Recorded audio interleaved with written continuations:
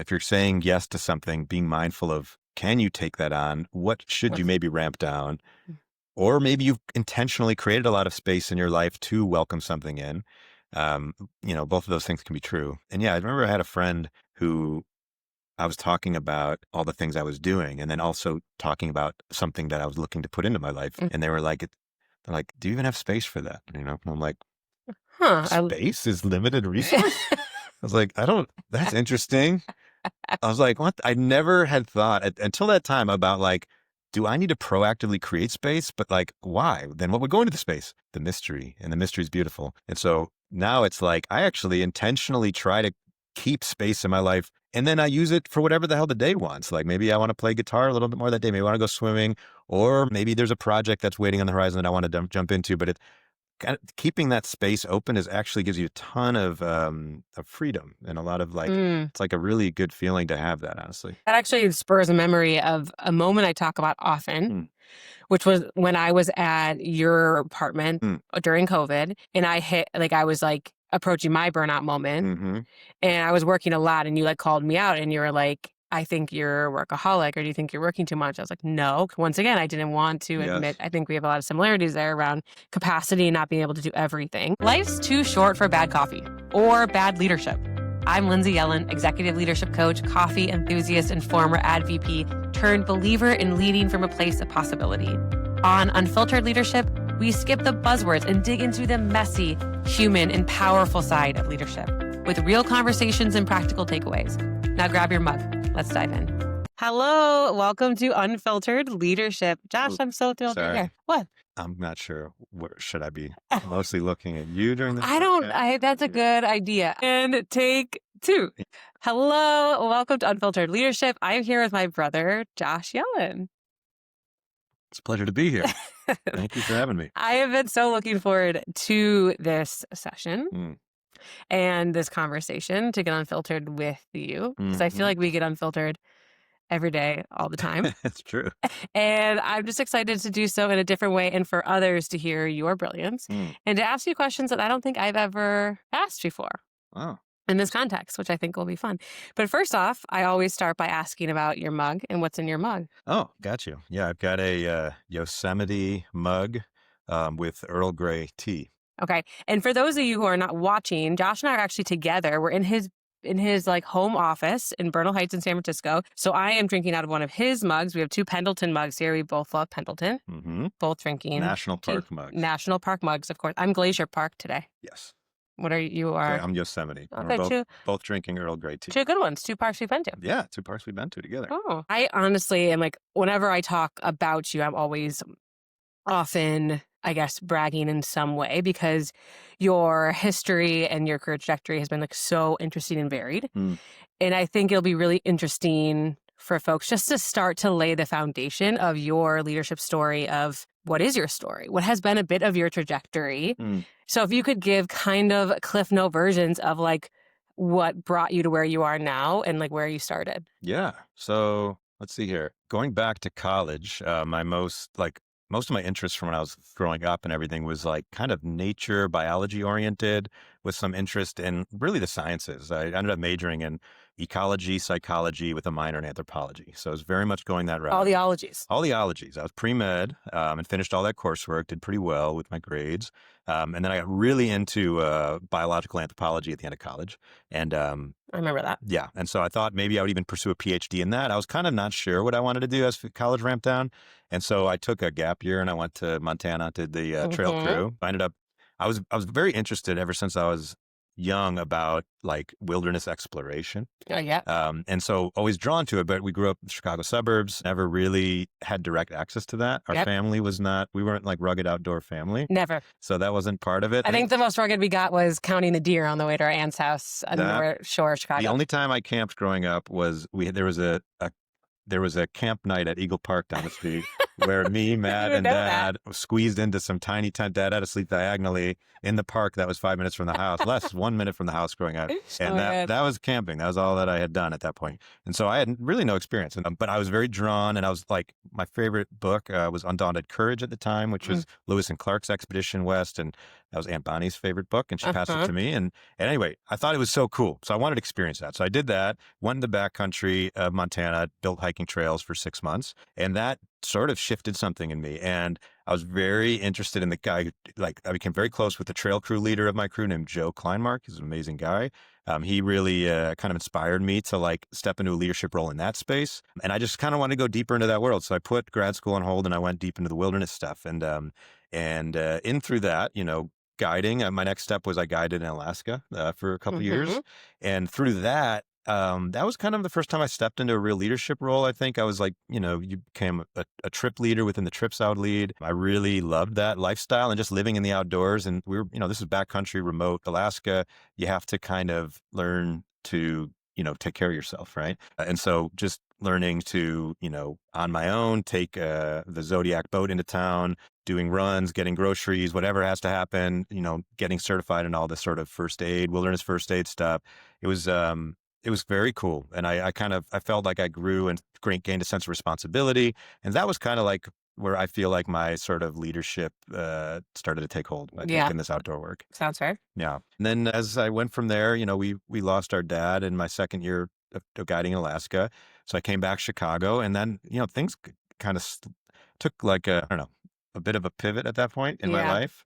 I definitely stepped out of that sort of outdoor backcountry track I was on, came back to Chicago, be close to family for a while. So I was living in Chicago for some years after that and had to kind of start over. I was working at Trader Joe's for a little while. I remember that. Some cool days. Yeah, those were cool days, living in the city, sleeping on Matt's couch. And then I pursued a remote master's program with the University of Illinois, which is where I went to undergrad, and got a master's in environmental sciences. And then was working at a local plant store, but then I got a job at Shed Aquarium, which was my first salary job, non-hourly pay. How old were And you then at that point? that I was 27 or 28. That's like, I think that's interesting. Your first salary job at 28. Yeah. That's like, I think for a lot of people listening, most of us probably got our salary job, at 21 to 22, right? Yeah. Or like right after graduating. So that's a I long was time. purely hourly or kind of volunteer AmeriCorps type Oh, stuff. yeah, yeah, and yeah. then hourly guiding, and then hourly at plant store, Trader Joe's, whatever it might be. So that was the first time, and it's modest salary, but it was salary with some benefits, and I was like, whoa, what is this? It's very new to me. And so I did that for a few years, finished my master's degree, and my master's degree thesis was in urban fish ecology. So I built that sort of floating fish structure. I was just very interested in bringing, that's a whole thing we could do a deep dive on if we wanted, but interested in bringing the best parts of like Alaska and Montana wilderness into like Chicago and urban settings. It's like, Yeah. man, the experience of being in nature out there. And then, there's some opportunities, but missing links in cities. And so I thought there might be something there. And so I got a master's degree and my thesis was focused on that. And then that got a lot of local attention. And then I combined forces with a couple other people in Chicago, and we started Urban Rivers, which is a nonprofit that I chair right now. And yeah, that was kind of my first foray into taking in like industry leadership or something, I Yeah. think, and building that up from scratch out of kind of a vision and then a shared vision and then taking it into the world. And the project is still ongoing, and that's been a real joy. So Yeah, we'll definitely talk. I definitely want to talk a little bit about that later because I think it's interesting how that has evolved as you've moved into different industries and have had different roles. yeah, And I really think your balance of, more corporate leadership with some of your passion and nonprofit yeah, is really fascinating and unique. Yeah. So we'll talk about that. But okay, so Urban Rivers, you started the floating island, we'll get into that more later. Yeah. And then when and how did you end up getting out to California? yeah. So I was dating somebody at the time. We'd been dating a while, a year or so. She was out here for work. We were long distance. It wasn't working. And I was also ready. Like, honestly, I felt that I was ready for a change where I could exercise more leadership. The aquarium role was a little bit, it was great for what it was, but it didn't like let me exercise a lot of creative freedom for like new development of new projects, programs, companies, whatever. So I was like, I felt like I needed to kind of break out and like really gain some momentum. Sure. And so I was thinking about doing that in Chicago, and then based on who I was dating and that my roommate from college, Martin Stroka, he co-founded a nonprofit in San Francisco. They raised a Series A, and he was like, hey, if you come out here, I can get you a role in operations. And that was then I made a big leap of faith and came out to San Francisco, started at that company. And then I've been out here since then. And that was my that was my crack into kind of startup tech world at that time. Yeah. Yeah. And how did you, I actually didn't realize or remember that your first role was in operations. So you've really been in ops since you, like your whole corporate career. Pretty much. Yeah. Like definitely in the operational lens, like management and operations. Yeah. Okay. And then how'd you get into the Google world? How long have you been at Google for now? 10 years now. Wow. That's a Yeah. long time. It's a long time. Yeah. And so, because you weren't at that first startup for that long. No, 6 So- months. The startup was looking to not raise the next round. So it was kind of like not, necessarily going as planned as from what I could tell. And anyway, I had partnered with Google. I should be clear, Martin, he sort of forged a partnership with someone at Google for a startup event. At that event, I became kind of the point of contact for that person at Google. His name's Dan Fell, still a friend of mine. He and I sort of worked together on running this mentorship corner where like Google, folks from Google would mentor startups at this big kind of blowout startup event called Founder World at the time. Oh, cool. It was I don't even know if it was about a this. one-off. Yeah. So anyway, through that, Dan's boss, Roy Glassberg, he was also at that event. And I was just honestly hustling, trying to make this thing great. And then they kind of took notice and then they sort of recruited me. That's kind of the deal. And you were like, did the whole Google contractor to full-time hire. That's right. They hired me as a contractor on a 1-year contract. And then again, I just saw this as a big opportunity. It's like, I think that's been one of the things that's worked for me is like sensing that that there's an opportunity and then pushing as hard as I can and trying to prove value in these kind of special moments. And this felt like a moment. And then 3 months later, they put me through interviews to convert into a full-time job. And then I grew through that role. And then I've had kind of 3 chapters at Google since then. Yeah. You were at that chapter first, which was like supporting startups. Yeah. And then went into DeepMind. So you're in the AI world for a bit. Yep. And then now where are you at? I'm at google.org now. Yeah. Yep. I'm leading the research and evaluation. Which is like kind of a little full circle. Yes. It was. Which is kind of cool. I feel very lucky that I was able to kind of do that full circle. So I think I wanted to spend time going through that because I think it's interesting and uncommon to hear a story of someone starting in backcountry, like, nature world, leading towards to aquarium, to startup, to senior level. I would say senior level. I don't know how Google works, but you are like a senior level person at Google, 10 years, long time. That's like quite a trajectory. So I'm curious what leadership from, or like your lessons or experiences from like outdoor world, from like the first chapters of your career, how does that influence and what do you carry with you now as like much different environment, corporate environment, team leader, like all the politics and all the stuff going on? Yeah. So a couple things come to mind right away. One, because I never took I had no formal business education until my mid 30s when I went for an executive MBA. Oh yeah, that's right, your MBA. So I did do that. But before that, like even honestly, I think the most valuable thing for my leadership development and kind of sense of like people dynamics was the Alaska job. Yeah. Honestly, so the way that job worked is I would, not every trip, but at least once a week, just to give you the dynamism of this job. So you would meet like a large group in town. I lived in the backcountry, but once a week I would go into Skagway or Haines and you would pick up a group of hundreds of people. You'd meet them at the dock and you'd sort of do a large whatever gathering and then get them onto this catamaran, which, had a couple hundred seats on it. And then I would be sort of the naturalist on board with a microphone and kind of giving people the rundown, making sure they know where we're going, understanding what's around us. And so I was, naturalist for the hundreds of people. Then you get to hundreds of people. Wow, I didn't realize that's that many. Yeah. And then you get to where we're going and then they kind of get off the boat, off this like ramp off the front of the boat. And then you get into a few different buses, backcountry kind of 4-wheel drive buses. Okay. So then and then some of my guide friends would be out there to meet with us and everybody. But then I would get a group of like 40 or whatever in a bus. And then I'm guiding that group and we're driving and I'm a naturalist and I'm managing that group. Then you get out and you kind of get everyone with a life jacket. And then we get them each into canoes to go up see the glacier. And then I'm in the back of a canoe guiding a group of 10 people. Then you park the canoe, you get out and you might walk a little bit. And then you walk with like 2 people and you chit chat. And then it goes back to the large 10 to 40 to 200 or something. And I think back, I did that time and time again. Yeah. And it just was like, when I think back, when I was chief of staff for Brain, and leading an org of several hundred, not leading, but, supporting the leader of that group, but doing a lot of organizational dynamics and thinking about what would work and what's broken. I felt like so much of what I was able to bring in came from that chapter. Just a sense of like how not only to communicate, but how the dynamics work in groups of different sizes. And I just feel like if you do that like hundreds of times, you just sort of get a sense of what groups of a certain size need to hear, and you sort of gain a little bit of a sense of communication style and management, et cetera. So it's that I think that was like honestly probably the best management training I've gotten is that. I'm so glad you say that, because I feel like often those experiences, especially when younger, are undervalued, or they're seen that it's seen that you're going like off track. If you do gap years, or you do unconventional job or work, but yet over and over again, I hear that that's where the best clarity, the best even self-connection, the best leadership, the best people interpersonal skills, like that's when you get the best of that. Yeah.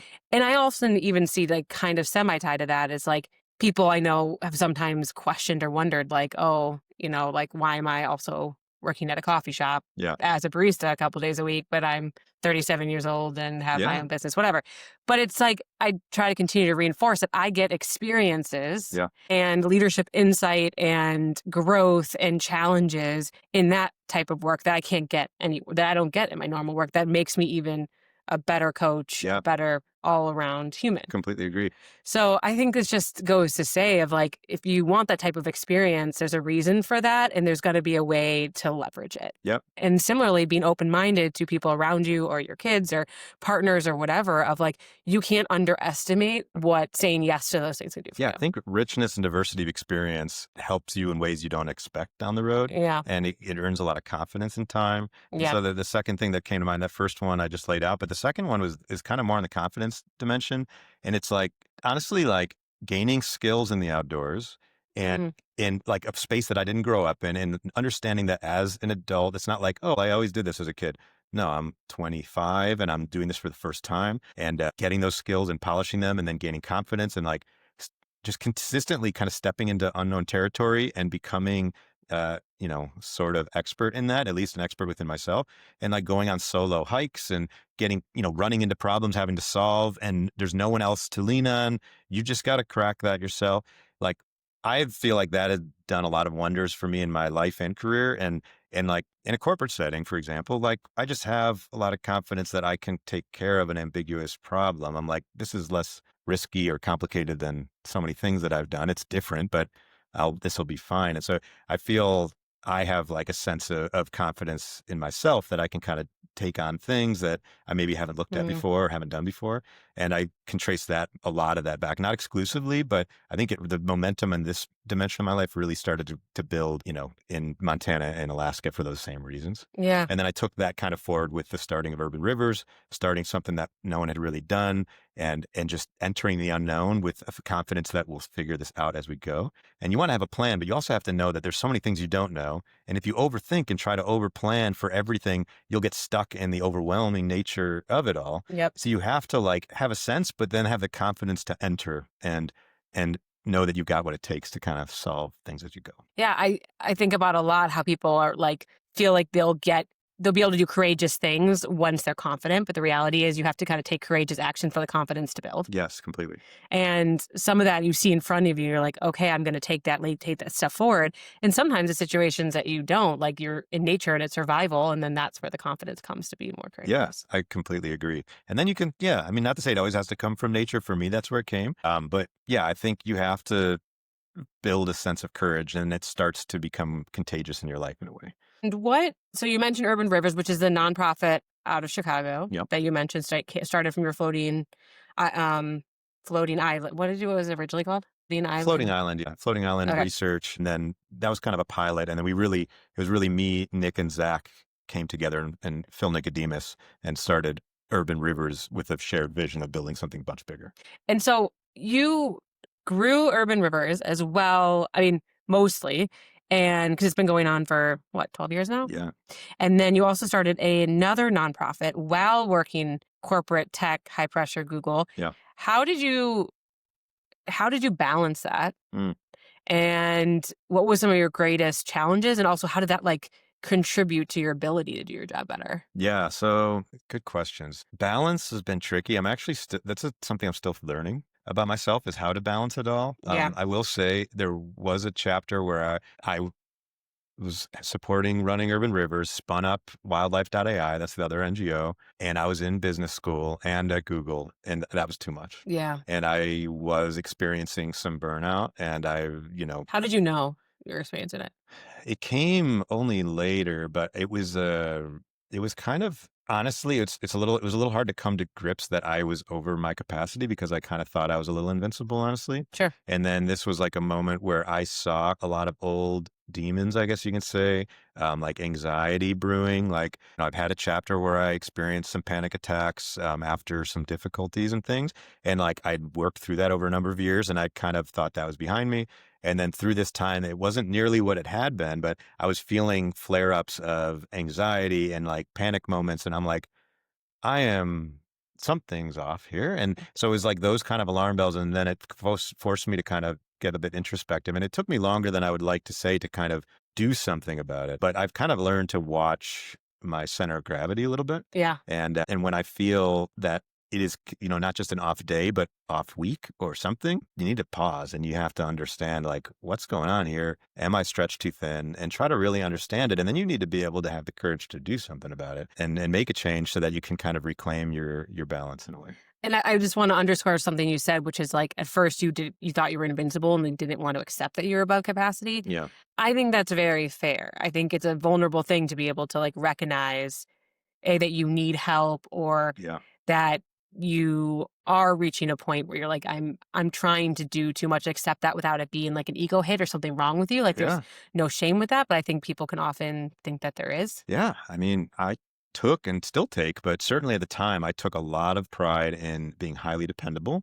Yeah. And being like a driver of progress. And at some point, both of those things started to slip. I was a little bit less dependable across my things. So I had to prioritize, and some things were slipping. And I was not the same amount of brute force that I was used to being, because I was, again, fighting too many fronts. And yeah, so it was a little bit of an interesting moment. And even now, still, again, I feel like that's kind of a chapter I'm in now, is less about exceptional sort of productivity or exceptional sort of bringing ideas into the world at scale. I feel like I'm much more about being selective and tuned in a little bit to be more of on a sustainable path or something. Mm-hmm. Yeah.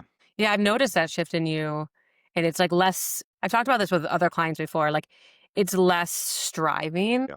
It's like a different type of like building. Yeah. Than before, and less achievement driven. Yeah, I would agree. And less externally driven. Yeah, I think, and I mean, to be clear, I think I've done a lot that I'm proud of. People have done much bigger things than me. So I'm not saying that I'm some sort of exceptional person, but I think there was a time where I felt I had a lot to prove to myself. And I think I had a lot to prove to people that weren't even alive. And I'm just like doing this to prove something, and kind of come around to be like, okay, like, have I proven what I needed to prove to myself? And whenever is enough, like proven, like, what is it? Yeah. I could stay down on this unsustainable road and check a few more boxes.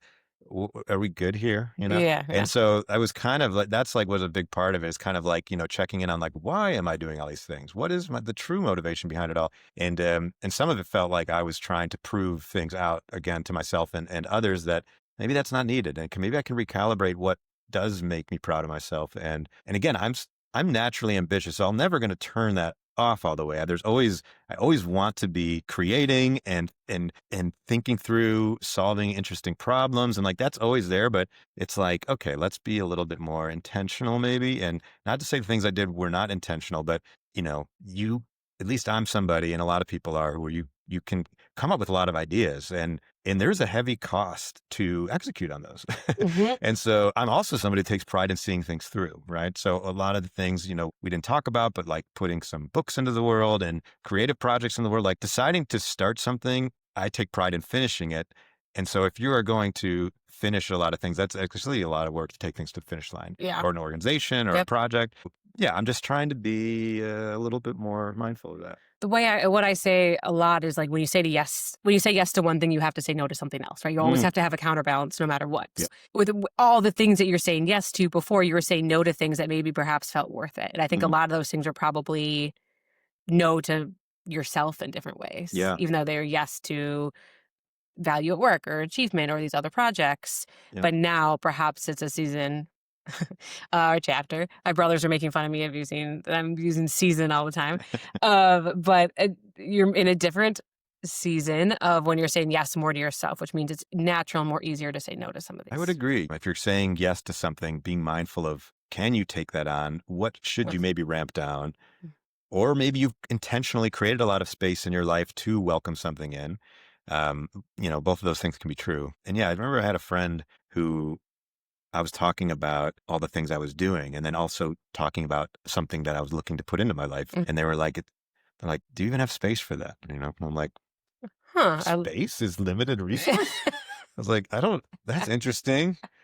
I was like, what? I never had thought until that time about like, do I need to proactively create space? But like, why? Then what would go into the space? The mystery, and the mystery is beautiful. And so now it's like, I actually intentionally try to keep space in my life. And then I use it for whatever the hell the day wants. Like maybe I want to play guitar a little bit more that day. Maybe I want to go swimming, or maybe I want to, whatever. Or it's like, okay, maybe there's a project that's waiting on the horizon that I want to jump into. But keeping that space open actually gives you a ton of freedom and a lot of like, it's like a really good feeling to have that, honestly. That actually spurs a memory of a moment I talk about often, which was when I was at your apartment, the one in Burlingame during COVID. And I was like approaching my burnout moment and I was working a lot and you like called me out and you were like, I think you're a workaholic or do you think you're working too much? I was like, no. Once again, I didn't want to admit, I think we have a lot of similarities there around capacity and not being able to do everything.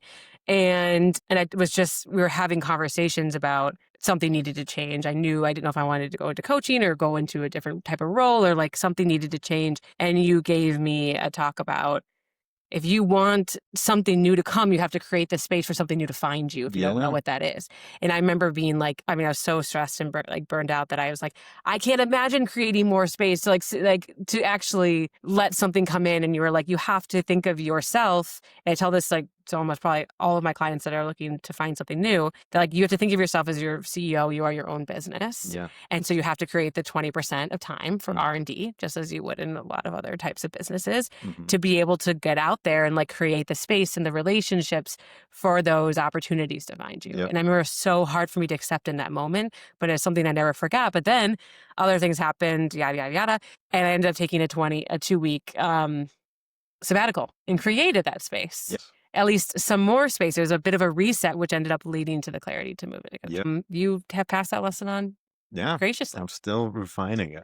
I think we always are. You ever get there, you know? I don't know. But yeah, it's been a journey for sure. Yeah. So you mentioned the books. So you're also I always think you're quite interesting because I always say that like your left and right brains, I think are like fire equally. Like you're science-minded guy, you're an operations guy, like very intelligent and also an extremely creative person. So I think that's what makes you a bit of a unicorn. And you have published 2 books, a children's book and a leadership business book, as well as written and produced music.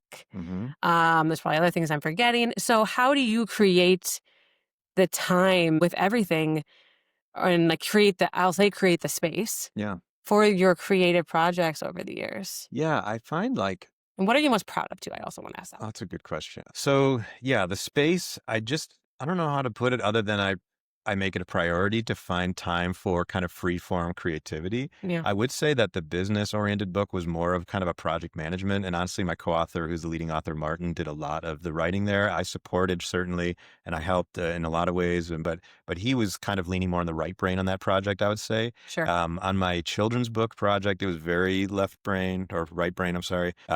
And honestly, I think that might be the kind of extracurricular project I'm most proud of is that children's book. Yeah, which is, tell people what it is. Talk about it. Yeah, it's called A Wonderful Walk. I conceived of the idea when I was working at Shedd Aquarium back in Chicago, and I was brainstorming with my friend Reed Bogert, and we were both at the aquarium, and we would just get beers after work. I always wanted to write a children's book since I was a kid, because I'd be at like the library at Meadow Glens, and I remember this happened a couple times, the author of a book would come in and read to us. Yeah. And I thought like children's book, especially Dr. Seuss, was so cool because it was creating this magical world. You enter this cool place, and then meeting the authors who like were the inventors of that space. I just thought that was really neat. So it always stuck with me. And so I always had a thought that it would be cool one day to do that. And then I happened to be working with kids. I was teaching kids at the aquarium, and I lived in Alaska. And so kind of inspiring children with like exposure and experiences in nature was something that was very dear to me. And I was seeing like a theme of like kids in a place that should be inspiring a lot of curiosity are often distracted through technology or just like not interested. They're just like, it's like there is an octopus right there, and they're just like, yeah. And I'm like, what the hell? And so like you find ways to get them captivated, and then often you see light bulbs go up and stuff, and then see them really have a moment of connection. And so I thought that was cool. So anyway, I took that theme and I wrote kind of a whimsical book. Again, Reed and I would brainstorm. He was a bit of the illustrator, so he would kind of sketch as we came up with ideas, and I was kind of thinking of the storyline. And then one day after we'd had several of these sessions, a couple months later, I went off and just wrote it in one fell swoop. I took his sketches some years later. So to be clear, we did that. And then I moved to California. We both got busy. COVID kicked in. It was years later. We just sat on the shelf because, again, to my point earlier, seeing something through from idea to the final point is that final stretch is hard in almost any project. This one was no different. And so when you're busy figuring out all of the nuts and bolts that have to come into place to get a book from a sort of digital file into the world and polished and something that I'm proud of, there was a lot of work. So Reed was too busy to do the final illustrations. I sourced an illustrator, went and jumped through the hoops, and ultimately that book came out. And what's been so joyful about it, now the other book, I'll get inbound from LinkedIn or something, the leadership book, and people will say how it's helped them, and that's cool. But it's been so endearing with the children's book. Like most of my friends, have their children, and I'll get videos sent to me of their kids or them reading the book together at night, and texts about how their kid is referencing the book in day-to-day life. And I've just gotten like a lot of these very endearing messages over the years from the book. And that has been like a real joy. Walter the Walrus, Pete the Penguin. That's right. Walter the Walrus and Pete the Penguin. And yeah, I'm endeared from that process. When I think of like, I would do another children's book. I like creating the space and creating that world, and it's just really fun. So that was super fun. I'm proud of that, honestly. That if I think of like on my creative right brain side, that's probably the most. Yeah, proud. It is like it is an incredible book, and you can buy it still on Amazon, right? Mm-hmm. So you can buy it on Amazon. A Wonderful Walk by Josh Yellin and Reed Bogart. Mm-hmm. And I was thinking actually about A Wonderful Walk recently because, you mentioned it. It was like the inspiration of like getting kids to really pay attention and look around to what's around them. But I feel like that's just getting more and more important. Yes. With like the increased like screen time and lack of attention span and the need for constant entertainment and distraction, and not being able to realize that actually you can get so much of that naturally in a very healthy way by just like lifting your head up. And I even think in looking around, I even just think with adults, for everyone. I mean, it's like a very universal. Yeah. Friends who have read it have been like, actually, I'm getting a lot out of this. And then one of our friends was hosting I don't know if it's a Passover Seder or something, anyway, he was hosting people for a Jewish holiday, and Mom was there, and he focused his sort of sermon on the principles of the book because he thought it is so applicable. It's really widely applicable. It's kind of like, there's like a meditative element, like a mindfulness element. There is, yeah. And I feel like because with the difference in the book with Pete, like he's kind of looking down, but it almost like, isn't he have like he's a little bit sad, or is it that what it was like he's more uninspired and bored. So he's just kind of coasting through the world with just getting through his days and trying to get from point A to point B, seeing it's like, I just need to get from here to there. Anything between here and there is not interesting. I'm just trying to get through this right now. Yeah. And then turns out there's a lot there to be interesting. There's a lot there to be interesting. Okay, so you mentioned, I'm going to pivot us a little bit. Sure. But so recently, I just did an episode reflecting a little bit on some of the conversation that actually you, Matt, and I had in Hawaii, and how we were talking about Dad and his trips to Asia, and like you were telling the story about how when you went over to China and you met with some of his partners, they talked about how he was like, we're in this together, and like he had I talk about how he really built his legacy and had a lasting impression, and the relationships he built and the consistency, and like everyone, his company, and all of us here really didn't know what he was doing over there. Yes. But then afterwards, and when he passed, we learned like, whoa, like these people really respected him, and he built these really strong, lasting relationships. And so I'm just curious, are there any leadership lessons or perhaps like values that you have taken or learned from Dad that you think are still with you today? For sure. So much. I think two that's just jumped out right ahead is just working hard, flat out, like working hard and kind of, I don't know if it's the right way to put it, but like not complaining really. Just sometimes you just got to do the work and show up. And then humility. Yeah, that's a good one. Humility. Yeah. Dad was successful and he worked hard, and I don't think I ever heard him brag about any of his success one time. And then I think, he always, I mean, he would say this even, but you could watch him too, he would say things like never burn a bridge. And he would say things like, work hard, be honest, be a good person, and the rest will follow. And so he was a very values driven leader. He would really live and lead and operate with his values in mind and set a positive example just by focusing on being a good person. And that is how I operate. And then I had somebody who told me this, and it's a bit of a compliment that they gave me, but it was it was an interesting point that I've like taken with is like, they were like, yeah, like I noticed like you seem to operate in a way where you kind of, you build relationships the right way, so you don't have to like watch your back. Not to say there's a world everyone's trying to come out and get you, but I think there's something to be said for if you look forward and do kind of the way Dad operated, and you operate with good intentions and you treat people well and you just stay honest and do that, you don't really have to look behind you because you're not screwing anybody over. You're actually coming forward with the best of intentions as best you can all the time. And so you can kind of just focus on the forward. You don't have to play much defense in your career. Oh yeah, that's interesting. Yeah. So you kind of, that's something I think that I took from Dad without quite realizing it. And then I kind of realized it more in the recent years. Yeah, I think the humility is something that I hadn't thought about, at least in that way, which is so true. But then, yeah, I think there's something to like the integrity and like being very people focused with it coming naturally, like just doing well to others. Yes. Yep. And even if someone is trying to, get you or something happens, it's like, it's not about you, it's about them. Yeah, correct. And you don't have to like worry that, the way you treated someone or some bridge that was burned is going to come and burn you back. Yeah. Yep. Yeah, that's a really beautiful insight. I also talked about in the just like he took the work very seriously, but he didn't necessarily take himself very seriously. Like, that's a good way to put it. Just like the humor. I like told the story about like moving the chairs, like just creating a lot of daily, even if it was just for himself. Like, he didn't share the joke with anybody else. Just like finding the joy despite the stress and like all the. Yeah, he was like a playful spirit. Yeah. Very much so. Some guy at his company called him Willy Wonka. I didn't know that, really? I remember someone saying, your dad's like Willy Wonka here. I'm like, he kind of is. He was very creative mind and playful. He was like brought a childlike spirit. Oh, wow. Yeah, that's a good way to think about it. Yeah. Yeah. And then you mentioned earlier, you'd like talked about like working really hard and like you were really focused that early in your career and then now kind of making that pivot. And I also reflect on that of like, it feels like even myself and you and Matt, like after Dad passed, we're all kind of in early stages of our career. Yeah. And that's when you kind of had a bit of a pivot. I was like just going into the corporate world. Matt was building his career, and I like look back now and it felt like we were so career focused. Yeah. I almost felt like overcompensating or like, for many reasons. And then now, like you mentioned, kind of making a bit of a pivot or right size. And I'm grateful for that because we kind of saw what happens when you're working so hard. Yeah.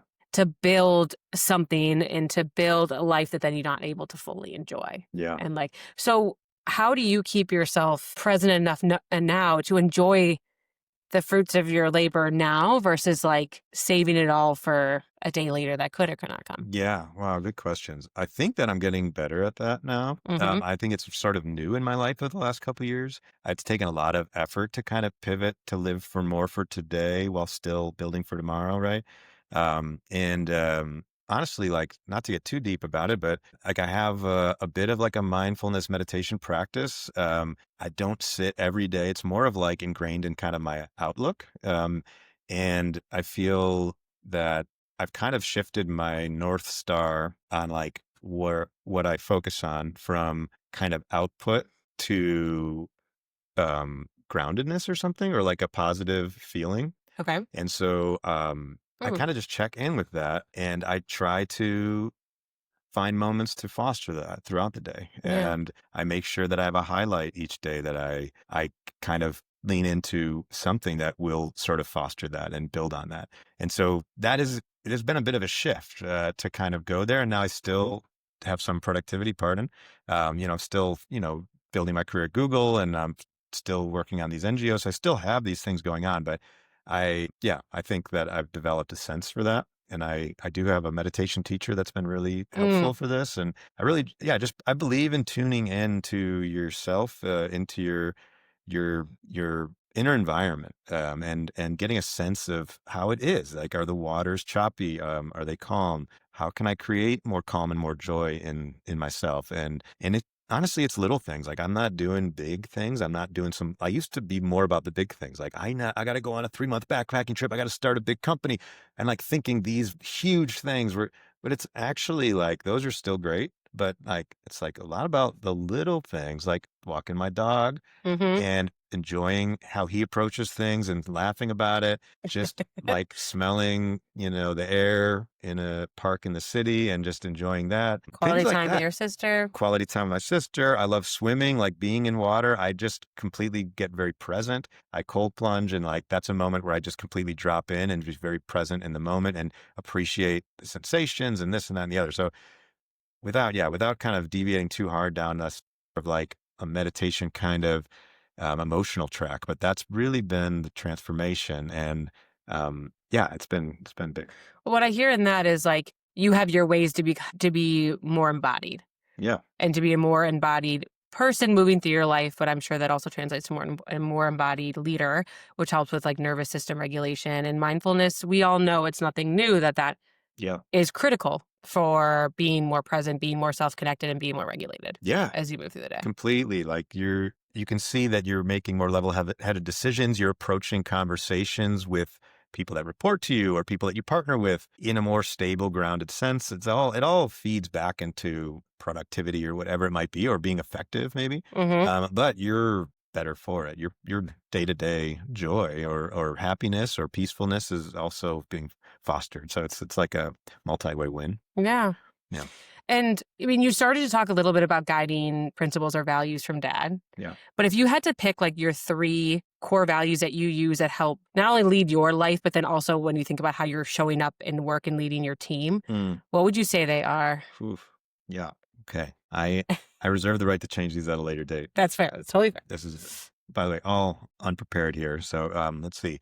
I would say, kind of to Dad's point, but I think try to approach things with a kindness Yeah. towards others. I think it folds in a lot of lessons. Treat others the way you want to be treated, Mm-hmm. and don't burn a bridge. All that could kind of fold into approaching with kindness whenever possible. I think that is certainly one that I try to hold. I think honesty, Mm-hmm. similarly. I think being straight with people is really important. Um, I know if the opposite happens unto me, it's not a great feeling. And I think similarly, it helps you kind of look forward, like we talked about a minute ago, like focus on forward, because you're just building a very solid foundation. You're just being a straightforward, kind, honest person. And then I think the third value might be kind of the stuff that I was ending with here, which is a little bit more around groundedness Mm-hmm. and the importance of that and how it helps you carry yourself through the world. But like, some people might call it selfishness. But I think having a little bit of self-focus on your inner environment and being the foster of it, right? Yeah. And something that I've talked to you about, but this has been like one of the biggest learnings that I think has transitioned into this phase of my life is, and it might have something to do with dad having passed and whatever it is, but like people talk in psychology and whatever, like you have like, you're kind of like an inner child, right? Mm-hmm. And that inner child has wounds and whatever it is. But you are that inner child, but you also need to be your parent Parents. and an adult. So you have to look out for yourself and take care of yourself in a way where it's just a different way to look at the problem, I felt. So once I kind of wrap my head around that, I feel like I am now my own parent, if that makes sense. And I don't think I ever was. I was kind of whatever, just not that. I was just pushing things out and not like, thinking it would all work out because someone else is looking out for me. I'm here to look out for myself. And so once I kind of made that realization, I started to make some harder decisions, whether it's something small, like I'm going to stay in tonight, or, I'm going to, watch my energy, or I'm actually going to go out and go on that swim, and making a lot of decisions of like, how can I better parent myself and create a better environment inside myself and things like that. So Yeah. that's a long-winded third one, but yeah, I I think, think that's a really powerful one. yeah, I don't even know what to really call it. I called it groundedness, but maybe like, it's more like attunement, self-attunement or Oh, something. I like that. Yeah. And we were laughing when he mentioned selfish because we were recently in Hawaii and we're with my mom in the pool. And like, I don't know, something came up and Josh was like, "Oh, do you think I'm selfish?" We're like, "No." And like, I roll. And I go, "No, Josh, you're not selfish. You're just really good at prioritizing yourself." And thought it was a great reframe. Yeah. But now hearing the value attached to it and being connected to self-parenting and boundaries and looking out for yourself puts it all in a whole different perspective. And I learned from that. I'm someone who very much struggles in often saying no or prioritizing some of those things. And I really respect you for it, even if sometimes I wish you would say yes to me and you don't. And that's okay. Now I know. often do. You do. Yeah. Yeah. But yeah, that's been big evolution, I guess. And what is your greatest leadership challenge right now? Wow. Let me think. I think what I'll say is like thinking of how to bring this all together, kind of this last point I made Mm-hmm. of self-awareness and self-monitoring and self-improvement, I suppose, and weaving it into what my next project is going to be. I don't know what that is, and I'm not in a hurry for it, but like I am excited about something where all these roads come together. I'm being very patient. I've got ideas. I'm not ready to share any of those. Do Yeah, I know about them? maybe you know about some of them. Okay, cool. Yeah, That's cool. and but yeah, I'm just. I think that might be it. It's a bit vague, but yeah, I think it's about bringing these newfound sort of understandings of myself and these values that we discussed, and bringing them into sort of new bodies of work. And something I think about a little bit is, and this is an extreme view, so don't get me wrong. I enjoy things that I'm doing, and the nonprofits that I help start, I enjoy supporting. But I do think it's also worth it at life at different times of pausing and understanding, am I doing the work I assigned to myself yesterday or, yesteryears? Or am I choosing and doing the things that I really want right now? And sometimes it's even hard to make that determination without the space that we talked about. And I actually think you need a lot of space to make those determinations, maybe more than I have right now. So when I think about the challenges or my leadership going forward, like I am excited for one day in the future to create a lot of space and reflect, and then kind of find out what is really stirring in me right now. And I think that's something I'm very curious about. And I think I will get to a point of doing that. I've done a lot of checking and I'm happy with, I love my role at Google right now, and my nonprofit work is really interesting, but I'm also excited about, what would come together in a moment like that. I see that though, of like bringing everything together and Yeah. like maybe like a different level of life work, maybe like a Yes. different type of legacy. One of the last things I want to focus on is like, you probably feel this in your corporate environment. Like companies have been shifting in the last few years. I think there's a lot more fear in the workplace, maybe less. People can argue if loyalty is really real in corporate environment, but like maybe less loyalty, there's a little less maybe value upholding from leadership. It just creates a lot of uncertainty right now between like state of our country, the state of companies, a lot of layoffs, yada, yada. So what is your greatest piece of advice for professionals like continuing to navigate these turbulent, unpredictable times? I think, yeah, the world is changing quickly.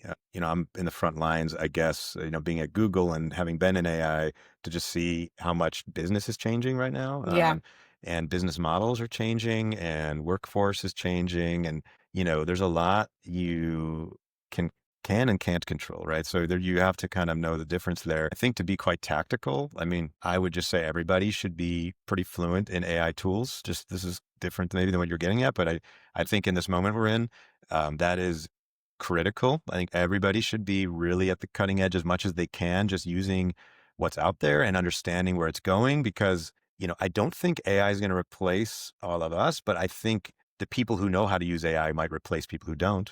So I think it is a force multiplier. So I would just recommend everybody, and kind of no matter where you are, find out how you can leverage that in creative ways and be one of the best people leveraging it wherever you are. I think that'll be a huge benefit, and you can self-study. You don't need to go to school for that. So I would say that is something to do. And then I think secondly would be more of the stuff we've been talking about of being in tune with yourself. And there's going to be stressful moments. You might lose a job or you might step into a new job that's very unfamiliar, and just take care of yourself. We can't be in control of all of the state of the world. And I get overwhelmed by a lot of the changes and stuff. And so I just try to focus a little bit around myself and my immediate community and kind of know where your spheres of influence should be, and take care of yourself along the way. I think that's the going back to like focusing on what you can control and what you cannot. And Yes. like the small little micro moments of caring for yourself Yeah. or allowing yourself to have a moment of joy or Yes. knowing how to be grounded or the space for creativity and free thinking and Yes. like that's what's going to give us the Yes. capacity and being able to the resilience to be able to move through this world right now. Exactly. It's like, yeah, it's like, okay, this is stressful. Let's acknowledge it. Now, can I put it down and like enjoy that bird that's over there? You know what I'm saying? It's like the ability to kind of put it down and then find some joy. And then you can pendulate back and the stress about it again. The stress is waiting. But getting really good at that is like a really hard skill to polish, but that's like critical. Okay. I agree. So my last question, and I'm just curious, do you have any like really great funny stories from like Mm, whether from like your time maybe working in the backcountry or the aquarium or like something that's like stuck with you that has been like yeah, that's a good one. I think I have one. Okay, great. So this was when I was in Montana, backcountry.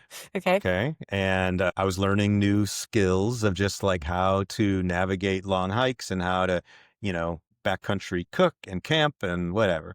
And this was maybe I'd been out there for a month or two. I can't remember the exact amount of time, but enough. And we all had these big trail maps of the whole Bob Marshall Wilderness where I was. And we'd all kind of brainstorm and like ideate on cool hikes to do. And so the work schedule was you work 10 days on, 4 days off.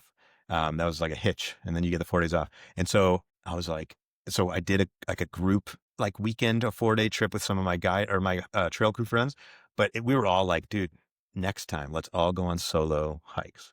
And I was so excited to kind of go off on my own and do one. And so I planned this really ambitious one. I can't remember how many miles it was, but it was something like a big day of like a 15 to 20 mile day to get to the summit of what they call the Chinese Wall. It's this really cool rock formation out there. Get to the top, you can kind of see this really steep sort of rock face up there.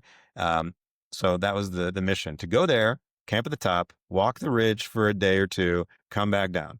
So to do that, I had to, pack a lot of water so that I could have enough for my kind of next 2 days, because there's no water up. You have to get the water down in the valley with the rivers and whatever. Um, that's the setup here. So I go off on my first solo trip, and this was one lesson. Like, if you're on the move and you're covering a lot of ground, your lunch should probably be a bar or some nuts or something, right? For reasons I don't understand, I decided to stop at the river and make some noodles. Okay. And so I've only been hiking like a couple hours, okay? And then I pull off to make like a big noodle lunch. Again, it's really not the smart thing to do for budgeting time and energy. Did that. And then my noodles were done. I went to grab them, and then just so happened a bee stung my hand.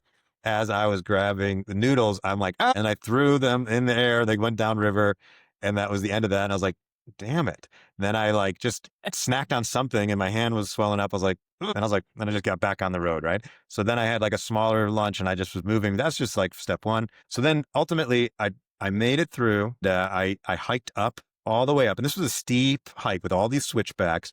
And I had a heavy pack, also learning about budgeting weight. But again, I had to pack all this water. So I have a ton of water on me and I'm hiking with this heavy pack with everything. And I was exhausted. I get up to the top of this ridge and, I'm beat. I get up there. The sun had just set. I set my backpack up and I was doing a lot of cowboy camping at the time. And so, What does that mean? cowboy camping is sleeping outside of a tent. You're just kind of on Like under the stars. under the stars. So I had a sleeping pad and my sleeping bag. Up there, it's very exposed. There's no trees or anything, so the wind was howling. Okay, it was coming from one direction. So I set my backpack up as a wind block next to me, and and then I just laid there under my sleeping bag, looking at the stars a bit. And I was so dehydrated, and but I had like a whatever, however many liters of a sort of Camelback kind of pouch with a little nozzle, and I like was drinking it, and I had it like waiting there so I could just keep taking sips and whatever. I go to sleep. I wake up at like 4 a.m. It's still dark out, and I had rolled onto the nozzle and it drained 2 liters or something of Oh water my all God. over me and all over my sleeping bag, which is a down bag, soaked. I'm soaked. I get up. I'm like, what happened? I'm soaked, sleeping bag soaked. All my water is gone, except for I have like 1 little liter of an Nalgene. Oh. All my water's gone. And I'm like, oh my God. So I get up. I just start doing jumping jacks. It's cold. And all the clothes are wet. I'm like, what? I'm just totally discombobulated. I'm like, I sit for a minute. I'm like, what do I do? And again, I'm alone. So this was kind of the reason I'm sharing this story, because it's kind of a leadership moment. I talked about gaining confidence and these things. Like, there was no one to complain to, no one to laugh with. I'm just alone in the cold, soaking wet, no water, at the top of this mountain by myself. Like, now what? And then I'm like, okay, well, I can't do the ridge hike. I'm out of water. I have to just go back down. I have to kind of retreat, camp along the river or something. And so I'm like, all right. So the sun starts to creep up and I'm like, okay, let's just get my boots on and head on down. I go to my boots, I tighten them, and right as I tighten the boot laces, they pop, and mice had chewed my boot laces in the night, and into like each.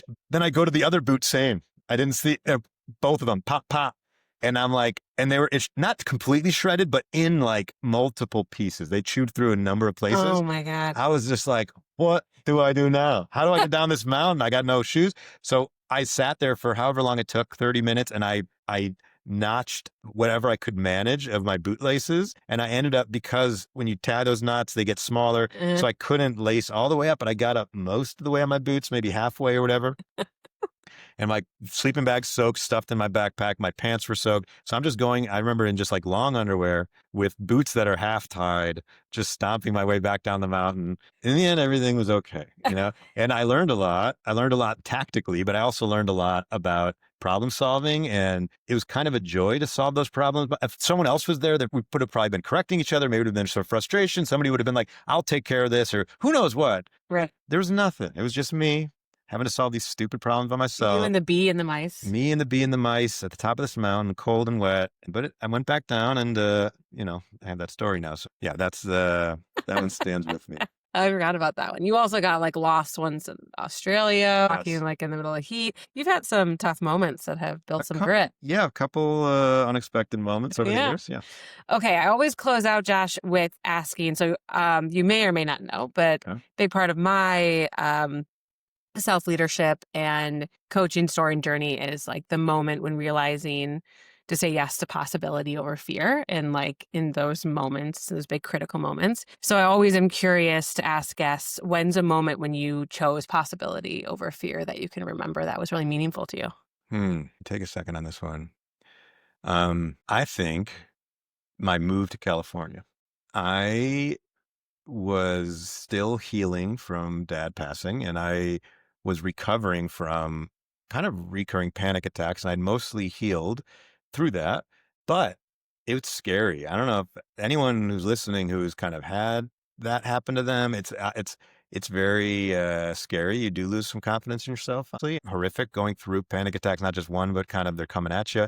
And I kind of found some balance, but in Chicago, and again, stability and consistency was helpful in that journey.